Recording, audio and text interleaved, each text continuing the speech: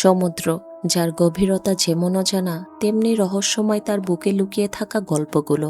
অসীম নীল জলের মাঝে মানুষ যখন পাড়ি জমায় তখন সে শুধু রুজিরুটির খোঁজে নয়, বরং নিজের সাহস, বিশ্বাস আর সীমাবদ্ধতার সঙ্গেও লড়াই করতে বের হয়। আর সেই গহীন সমুদ্রেই বসবাস করে এমন এক দানব যে যুগ যুগ ধরে সমুদ্রের প্রাণীদের রক্ষা করে আসছে।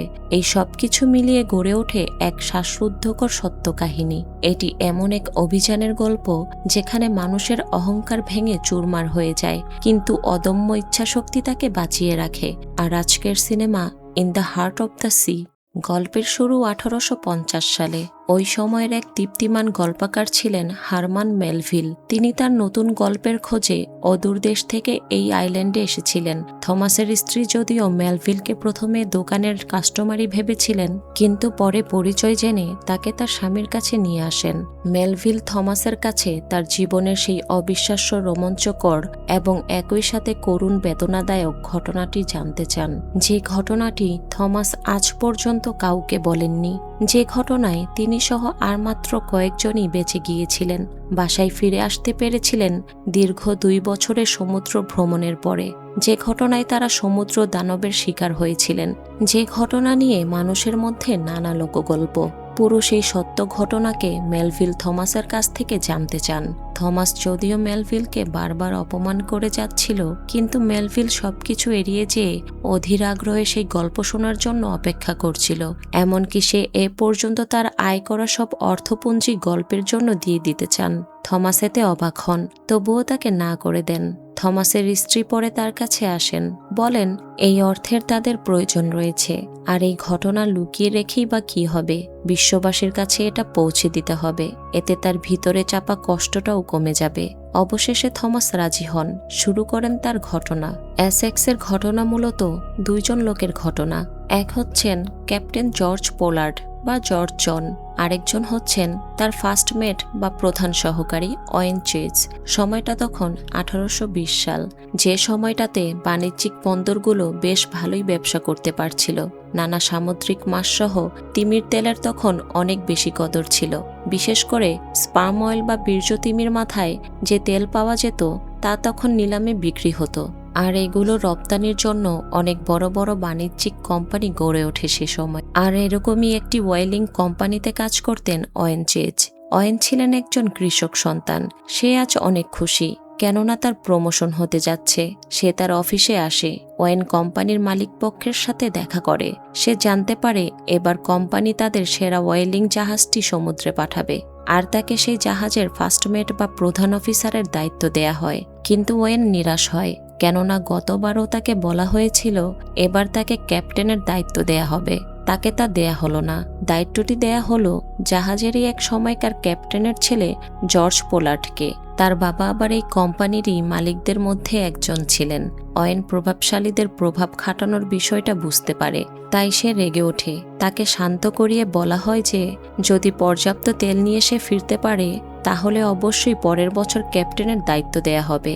ওয়েনের তাদের প্রতি বিশ্বাস নেই, তাই সে লিখিত প্রতিশ্রুতি নেয়। তারপরই সে তিমি শিকারে যেতে রাজি হয়। পরের দিন সকালে ওয়েন তার সফরের জন্য প্রস্তুত হয়। তার স্ত্রী পেগি তাকে বিদায় জানায়, বলে যাই হোক না কেন সে যেন ফিরে আসে। তার স্ত্রী আর তার গর্ভের সন্তান তার জন্য অপেক্ষা করবে। অন্যদিকে ক্যাপ্টেন জর্জ এই যাত্রার জন্য নিজেকে গুছিয়ে নেন। তার পিতা বলেন, বংশ পরম্পরায় আমরা যে সফলতা পেয়ে আসছি তা আমাদের ধরে রাখতে হবে। মনে রাখবে তুমি একজন ক্যাপ্টেন, আর তোমার গাম্ভীর্য যেন বজায় থাকে। একে একে এভাবে জাহাজের সকল কর্মচারীরা তাদের পরিবার থেকে বিদায় নেয়। অশ্রুমাখা চোখে পেগি তার স্বামীকে বিদায় জানায়। পুরো শহর তাদের জন্য প্রার্থনা করে তারা যেন পর্যাপ্ত তেল নিয়ে দ্রুত তাদের পরিবারের কাছে ফিরে আসতে পারে। এই সফরে এক 14 বছরের অনাথ কিশোরও উঠেছিল, যার নাম থমাস, যে থমাস মেলভিলকে তার ঘটনাটি বলে শোনাচ্ছে। জাহাজের সব সদস্যরা জাহাজে উঠে পড়ে। এরপর তারা সেই সময়ের সেরা জাহাজটি নিয়ে তাদের সফরে রওনা হয়। এই সেই জাহাজ যার নাম এসেক্স। থমাস তার সাথীদের সাথে বেশ উৎসুক ছিল। তার নজর পড়ে জাহাজের দ্বিতীয় ম্যাট ম্যাথিউস জয়ের ওপর। তার গলায় তিমির দাঁতের একটি লকেট ছিল। তিমি শিকারের বীরত্বের স্মৃতি হিসেবে তিমির দাঁতগুলোকে লকেট বানানো হয়।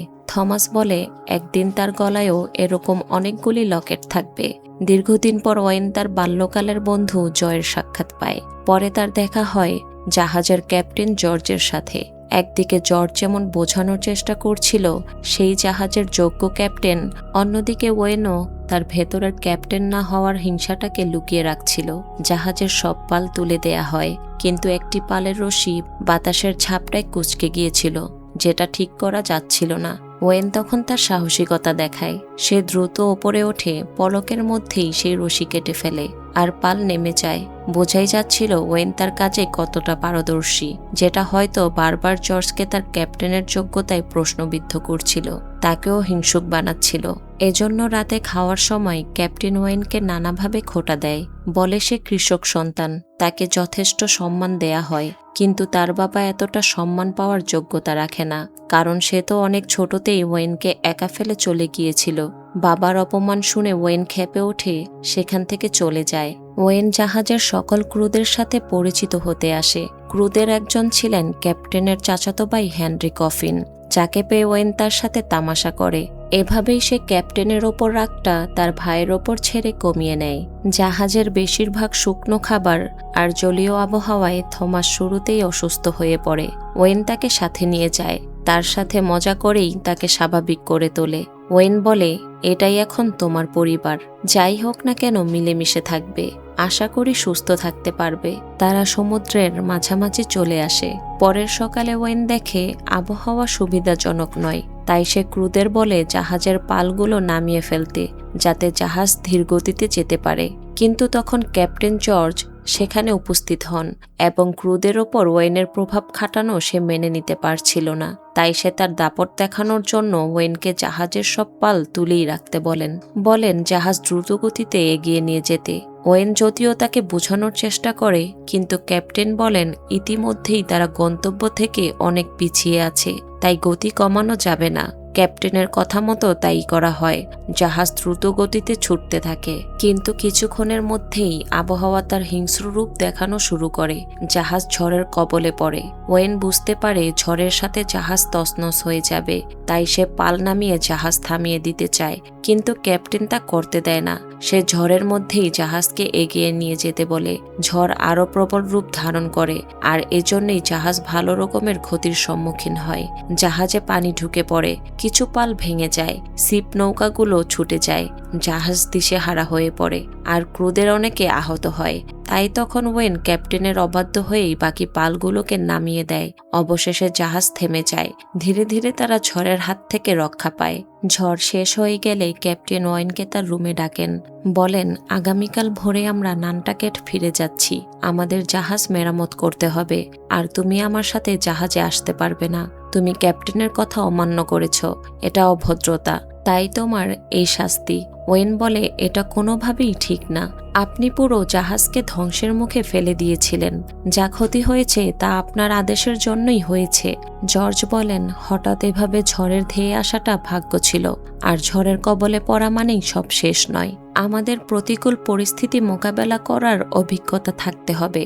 ওয়েন বলে, এরকম কোনো অভিজ্ঞতার দরকার নেই, যেটা মৃত্যুকেই কাছে ডেকে আনে, আর শুধু ভাগ্যের দোহাই দিয়ে নিজের দুর্বলতাগুলোকে ঢেকে রাখবেন না। জর্জ ক্ষেপে ওঠেন, বলেন, ভুলে যেও না তুমি কার সাথে কথা বলছো। হতে পারো তুমি একজন যোগ্য পারদর্শী নাবিক, কিন্তু আমি তোমার ক্যাপ্টেন, যার পরিবারের সবাই ক্যাপ্টেনের দায়িত্ব যথাযথভাবে পালন করে এসেছে। এই গৌরবের কথা কোনোভাবেই ভোলা যাবে না। ওয়েন তখন পরিস্থিতি বুঝতে পারে। সে শান্তভাবে জর্জকে বুঝায় এবং বলে, অনেক দূর থেকে আমরা এসেছি, আমাদের সবারই লক্ষ্য উন্নতি করার। এভাবে রেষারেষি করে খালি হাতে ফিরে গেলে তা আমাদের সবার জন্যই অমঙ্গলজনক হবে। আপনি আপনার গৌরব হারাবেন, আর সাধারণ ক্রুরা অনেক অসহায় হয়ে পড়বে। তাই আমাদের নিজেদেরকেই জাহাজ মেরামত করে এগিয়ে যেতে হবে। আমরা অনেকখানি তেল সংগ্রহ করব, তারপর আমাদের বাসায় ফিরে যাব। অবশেষে জর্জ রাজি হন। এভাবেই আটলান্টিক মহাসাগরের বুকে এগিয়ে যেতে থাকে এসেক্স জাহাজ। দেখতে দেখতে কেটে যায় 3 মাস। কোনো তিমির দেখাই পাওয়া যাচ্ছিল না। অবশেষে একদিন দেখা গেল বহুল প্রতীক্ষিত তিমির এক ঝাঁক। সবাই উল্লাসে ফেটে পড়ে। ক্রু মেম্বাররা সবাই মিলে নৌকা নামিয়ে তিমি শিকারে বেরিয়ে যায়। 3টি নৌকা নিয়ে তিমির ঝাঁকটিকে ঘিরে ফেলা হয়। একটি স্বাস্থ্যবান স্পাম অয়েল তিমিকে নির্বাচন করা হয়। সুবিধামতো জায়গায় গিয়ে একটি বল্লম ছুঁড়ে মারা হয় তিমির ওপরে। তিমিটি আহত হয়ে ভয়ে পানির অনেক গভীরে পালিয়ে যায়। অবশেষে শ্বাস নিতে বেরিয়ে আসলে তার ওপর আরও বল্লম ছুঁড়ে পুরোপুরি শিকার করা হয়। এই এমন এক পেশা যেটাতে তিমির রক্তের ফোয়ারাতেই তাদের সফলতার উচ্ছ্বাস তৈরি হয়। তিমিটিকে জাহাজে নিয়ে আসা হয়। তার মাথা থেকে তেল বের করা হচ্ছিল। মাথার ভিতরে জায়গা কম থাকায় অনেকেই সেখানে ঢুকতে পারে না। ক্রুদের মধ্যে থমাস ছিল সবচেয়ে ছোট এবং সরু, এজন্য তাকে দিয়েই বাকি তেলগুলো বের করা হয়। আটলান্টিকে যদিও তারা একটি তিমি শিকার করতে পেরেছিলেন, কিন্তু প্রশান্ত মহাসাগরে কোনো তিমিকেই খুঁজে পাওয়া যাচ্ছিল না। এভাবেই কেটে গেল 1 বছর। ক্যাপ্টেন নিজেকে গুটিয়ে নিয়েছিলেন, আর ওয়েনও এক প্রকার উদাসীন হয়ে পড়েছিলেন। তাদের খাদ্য পানীয় সহ প্রয়োজনীয় প্রায় সবকিছুই শেষ হয়ে এসেছিল। তাই রেশনের ঘাটতি মেটাতে তারা ইকুয়েডের সমুদ্র তীরবর্তী শহর অ্যাটাকেমসে আসে। কিছু তিমির তেলের বিনিময়ে তারা ওখানে কিছুদিন অবস্থান করে খাদ্যপানি জোগাড় করে নেয়। এই তীরবর্তী শহরেই শরণার্থী হিসেবে ছিলেন স্পেনের এক জাহাজ ক্যাপ্টেন আর তার কিছু সাথী। তারাও তেল সংগ্রহকারী। তাদের সাথে ক্যাপ্টেন জর্জের সাক্ষাৎ হয়। গল্পে গল্পে স্প্যানিশ ক্যাপ্টেনের কাছে জানা যায়, এখান থেকে 2000 মাইল পশ্চিমে তারা তাদের জীবনের সবচেয়ে বেশি তিমির ঝাঁক একসাথে দেখেছিল। এতই তিমি সেখানে যে তাদের তেল দিয়ে একদিনেই পুরো একটি জাহাজকে ভরিয়ে ফেলা সম্ভব। কিন্তু দুর্ভাগ্য, ওই ঝাঁকের মধ্যে এক দানব রয়েছে, সাদা রঙের এক বিশাল স্পাম অয়েল তিমি দানব, যেটা 100 ফুট আকারের বড় এক ঝাপটায় পুরো একটি জাহাজকে কাঁপিয়ে দিতে পারে, যার গর্জনে কেঁপে ওঠে সমুদ্র, যার চোখের চাহনিতে উত্তাল হিংস্রতা লুকিয়ে থাকে। এই সেই দানব যে তাদের জাহাজকে তছনছ করে দিয়েছে। এক ঝাপটাতেই তার 6 জন ক্রুকে মেরে ফেলেছে, আর তার একটি হাত হারিয়ে ফেলতে হয়েছে। এই জন্যই তো তারা আজ এখানে শরণার্থী হয়ে আছেন। ওয়েনদের সেই তিমি দানবকে নিয়ে কোনো ভয়ই ছিল না। তারা শুধু চায় হাজার হাজার ব্যারল তেল, যার জন্য তারা বেকুল হয়ে আছে। এই লোভ সামলাতে না পেরে তারা পরের সকালেই পশ্চিম পথে তিমির খোঁজে বেরিয়ে পড়ে। মাসের পর মাস যেতে থাকে, কিন্তু সেই তিমির ছাক চোখে পড়ে না। অবশেষে 14 মাস পরে তারা তিমির দেখা পায়। তারা আবার উচ্ছ্বাসে ফেটে পড়ে। প্রচণ্ড মনোবল নিয়ে সবাই তিমিগুলোর দিকে এগিয়ে যায়। কিছু তিমিকে বল্লমে ঘায়েল করে, কিন্তু তখন ধীরে ধীরে পানির কম্পন বাড়ছিল। এক ঝাপটায় তাদের নৌকাটি উল্টে যায়। তারপর তারা দেখে সেই দানবীয় সাদা তিমি গর্জে উঠেছে। তারা তাকে এড়িয়ে যায়। দূরে গিয়ে তারা অন্য তিমিগুলোকে শিকারের চেষ্টা করছিল, কিন্তু এই দানব তিমিটি তাদের রক্ষাকর্তা। সে এসে জাহাজে হানা দেয়। এক ধাক্কায় জাহাজের তলদেশ ভেঙে চুরমার করে ফেলে। ওয়েন বুঝতে পারে সে তাদের সাথে লড়াই করতে চায়, তাই ওয়েনও তাকে তার শিকার বানাবে। এজন্য সে জাহাজের সবচেয়ে বড় বল্লমটি তিমিটির দিকে ছুঁড়ে মারে, কিন্তু এতে তেমন কিছুই হয় না। সেই তিমি তার ঝাপটায় জাহাজকে পুরো কাঁপিয়ে তোলে। বল্লম টানে জাহাজের কয়েকটি পালকে ভেঙে ফেলে। কিছু ক্রু মারা যান। তাদের জাহাজ পুরোপুরি ক্ষতিগ্রস্ত হয়ে যায়। সেটি ডুবে যাচ্ছিল, তাই তাদের জাহাজ থেকে নেমে নৌকায় উঠতে হয়। জাহাজে তিমির তেলে আগুন লেগে যায়। তাদের সবার সামনেই বিশাল এসেক্স আগুনে জ্বলে পুড়ে নিঃশেষ হয়ে যায়। তাদের খাবার নেই বললেই চলে। তারা শুধুমাত্র ভাগ্যের ওপরই ভরসা করে আছে, কিন্তু তাদের ভাগ্য তো সহায় হয় না। উল্টো তারা একদিন বিশাল এক ঝড়ের কবলে পড়ে। কিছু ক্রু সেখানে মারা যায়, আর কেউ বা খুব বাজেভাবে আহত হয়। এভাবেই কেটে যায় আরও একটি মাস। খাবার শেষ হয়ে গেছে। তারা এখন শুধু নিথর প্রাণী ছাড়া আর কিছুই না। কিন্তু সৃষ্টিকর্তা হয়তো মুখ তুলে তাকালেন, তাই হয়তো তারা সামনে একটি দ্বীপ খুঁজে পেলেন। বেঁচে থাকার আশায় সবাই চিৎকার করে উঠল, কিন্তু বাধা এখনো কাটেনি। হঠাৎ সেই দানব তিমি সেখানে হাজির হয়। সে একে একে তাদের 3টি নৌকাকে ধাক্কায় তলিয়ে দেয়। কেউ কেউ এতে মারা যায়, আবার কয়েকজন ভাগ্যের জোরে বেঁচে স্রোতের ধাক্কায় দ্বীপে এসে পৌঁছায়। ক্ষুধার জ্বালায় তারা এতটাই বেকুল ছিল যে মাছ, পোকামাকড় সহ যাই পাচ্ছিল তা দিয়েই তারা পেটকে দমিয়ে রাখার চেষ্টা করছিল। রাতে জর্জ বলে তারা এখানে সবসময় আগুন জ্বালিয়ে রাখবে। পাশ দিয়ে যদি কোনো জাহাজ যায় তাহলে এর ধোঁয়া হয়তো তাদের চোখে পড়তে পারে। এতে হয়তো তারা এখান থেকে উদ্ধার হতে পারবে। দিনের পর দিন পার হতে থাকে, কিন্তু কোনো জাহাজই আসে না। ওয়েন একদিন দেখে এক গুহায় কিছু মানুষের কঙ্কাল পড়ে আছে। বোঝাই যাচ্ছিল তাদের মতো ওনারাও এখানে এসেছিলেন, আর জাহাজের অপেক্ষা করতে করতে তারা ক্ষুধা যন্ত্রণায় মারা গিয়েছেন। সমুদ্রের এই ভাগে হয়তো কোনো জাহাজই কখনো আসে না, তাহলে তো তাদের পরিণতিও একই রকম হবে। কিন্তু ওয়েনরা আশা ছাড়ে না। তারা তাদের নৌকাগুলিকে ঠিক করার চেষ্টা চালায়। দীর্ঘ চেষ্টায় তারা নৌকাগুলিকে ঠিক করে নেয়। এই নৌকায় করেই তারা সামনের দিকে এগোবে। হয়তো সামনে কোনো জাহাজের দেখা পেয়ে যাবে। তাদের কিছু সাথী সাথে যেতে চায় না। তাদের শরীরে ওই শক্তিটুকুও ছিল না যে তারা নৌকা বাইতে পারবে। তাই তারা এখানেই থেকে যায়। জয়ের অবস্থাও খুব খারাপ হয়ে গিয়েছিল। ওয়েন তাকে বলে, তুমি যতটা পারো বেঁচে থাকার চেষ্টা করো, আমি দ্রুত ফিরে গিয়ে তোমাকে উদ্ধার করতে ফিরে আসবই। তারা সবাই আবার নতুন উদ্যম নিয়ে বাড়ির উদ্দেশ্যে রওনা হয়। সময় পার হতে থাকে, কোনো জাহাজেরই দেখা মেলে না। তারা সবাই আবার নিথর হয়ে পড়ে। নৌকাগুলো আলাদা হয়ে শুধু ভাসতেই থাকে। এর মধ্যে তাদের এক সাথী মারা যায়। নিয়ম অনুযায়ী তারা তাকে সমুদ্রে ফেলে দিতে চায়, কিন্তু সৃষ্টিকর্তা তাদের এমনই এক অবস্থায় নিয়ে এসেছে যে পড়ে থাকা মৃতদেহটি তাদের কাছে খাদ্যের উপাদান হয়ে গিয়েছে। তারা তাদের সাথীটির মৃত শরীরটি ভক্ষণ করেই কিছুদিন বেঁচে থাকে। চরম করুণতম এই অবস্থা থমাস একদম কাছ থেকে দেখেছে, তাই সে এই ঘটনা বলতে গিয়ে বারবার শিহরিত হয়ে ওঠে। হয়তো এই কারণেই কাউকে এতদিন সে বলতে পারেনি। সমুদ্রে পার হয়ে যায় ৭১ দিন। বেঁচে থাকার তাগিদে তারা তাদের জীবনের লটারি করছিল। যে হেরে যাবে তাকে স্বইচ্ছায় মরে বাকিদের খাদ্যে পরিণত হতে হবে। যখন ক্যাপ্টেন এই লটারিতে হেরে যায়, তার চাচাতো ভাই তাকে মরতে দিতে পারে না, তাই সে নিজেই তার জীবনকে তার ভাইয়ের বদলে উৎসর্গ করে দেয়। যে ক্যাপ্টেন জর্জ একসময় তার বংশ গৌরবের বড়াই করত, সে এখন পুরোপুরি শান্ত হয়ে গেছে। জীবন মৃত্যুর এই খেলায় পার হতে থাকে সময়। একদিন তারা আবার সেই দানব তিমির দেখা পায়। তাকে দেখে ওয়েনের প্রচণ্ড ক্ষোভ জেগে ওঠে। তাকে মারার জন্য সে বল্লম হাতে নেয়। তিমিটি যখন তার পাশ দিয়ে যায়, তখন সে তার চোখের দিকে তাকায়। দেখে প্রকৃত দানবটা আসলে কে। কত না তিমিদের তারা হত্যা করেছে। তাদের ইঞ্জিনের জ্বালানির মূল্য কখনই একটি নিষ্পাপ জীবের জীবনের সমান হতে পারে না। মানুষ তার স্বার্থের লোভে প্রকৃতির জীবগুলোর প্রতি চরম অন্যায় করে, আর এজন্যই তো প্রকৃতি হিংস্র হয়ে ওঠে, যার পরিণাম পরে মানুষদেরই চরমভাবে ভুগতে হয়। ওয়েন তিমিটিকে মারতে পারে না। তিমিটিও সেখান থেকে শান্তভাবে চলে যায়। তাকে আর কোনোদিনই দেখা যায় না। দিনের পর দিন সমুদ্রের প্রবাহ বরাবর নৌকা দুটিকে আলাদা করে দিচ্ছিল। এভাবেই তারা একে অপরের থেকে অনেক দূরে হারিয়ে যায়। একদিন একটি জাহাজ ক্যাপ্টেন জর্জের নৌকার পাশ দিয়ে যাচ্ছিল। জর্জদের দেখতে পেয়ে অবশেষে তাদের উদ্ধার করা হয়, কিন্তু ওয়েনদের নৌকাটি খুঁজে পাওয়া যায় না। তবে সৃষ্টিকর্তা ওয়েনদের প্রতিও সদয় হয়েছিলেন, তাই তো তারাও ভেসে ভেসে কাছের একটি দ্বীপে চলে আসলেন। সেখানে কিছুদিন খেয়ে পড়ে থাকার পর একদিন একটি জাহাজ তাদেরকে উদ্ধার করলো। আর এভাবেই 18 জুন 1821 সালে ওয়েনরা তাদের মাতৃভূমি ন্যান্টাকেট আইল্যান্ডে অবশেষে ফিরে আসে। তাদের দেখার জন্য পুরো একটি শহর সেখানে উপস্থিত হয়েছিল, তবে কেউ খুশি ছিল না। সবার চোখে অবিশ্বাসের চাহনি আর নীরব অশ্রুজল।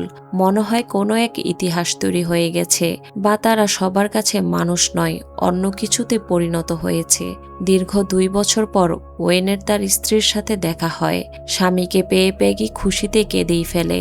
সে তাকে তার মেয়ের সাথে পরিচয় করিয়ে দেয়।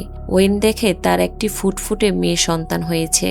ওয়েন তার পরিবারকে নিয়ে দূরে চলে যাচ্ছিলেন, কিন্তু পরের দিনই তাকে কোম্পানি অফিসে ডাকা হয়। বলা হয় কোর্টে যখন জিজ্ঞেস করা হবে ক্ষয়ক্ষতিগুলো কিভাবে হয়েছে, তখন যেন ওয়েন বলে তাদের জাহাজটি চরে আটকে গিয়েছিল আর মানুষগুলো সেখানে ডুবে মারা যায়। তিমির হামলা আর বেঁচে থাকার জন্য নিজের সাথীর শরীর ভক্ষণ করার মতো করুণ ঘটনাগুলো বলা যাবে না।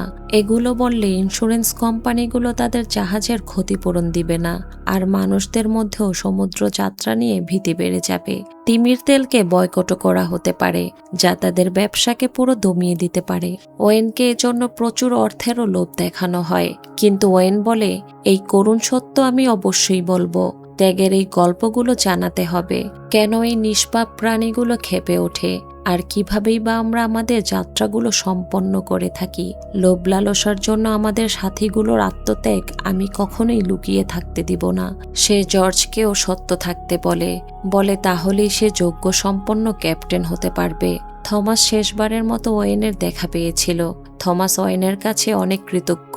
তার সৌভাগ্য যে সে তার সাথে কাজ করার সুযোগ পেয়েছে। ওয়েন তাকে তার গলার তিমি দাঁতের লকেটটি দেয়, বলে ভাগ্য অবশ্যই সাথে রয়েছে। লকেটটি আজও থমাস যত্নে রেখে দিয়েছে। পরের দিন জর্জ পোলার্ডকে কোর্টে ডাকা হলো। জানতে চাওয়া হলো জাহাজের ক্ষয়ক্ষতি কিভাবে হয়েছে।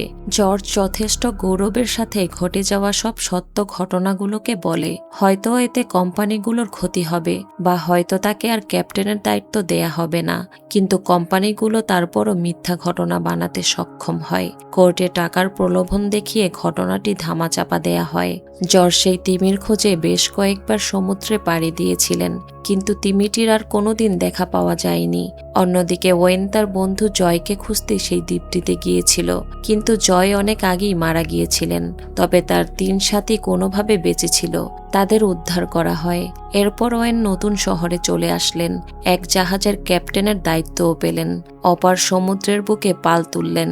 তার নিজের জাহাজের ঘটনার শেষ হয়। পুরো একটি রাত পেরিয়ে গেছে। থমাস মেলভিলকে জিজ্ঞেস করে, সবকিছুই কি আপনি আপনার বইতে লিখবেন? মেলভিল বলে, আমি অনেক কিছুই লিখব, তবে তার সবই থাকবে কাল্পনিক। আপনাদের এই গল্প থেকে অনুপ্রেরণা নিয়ে আমার এই বইটি তৈরি হবে।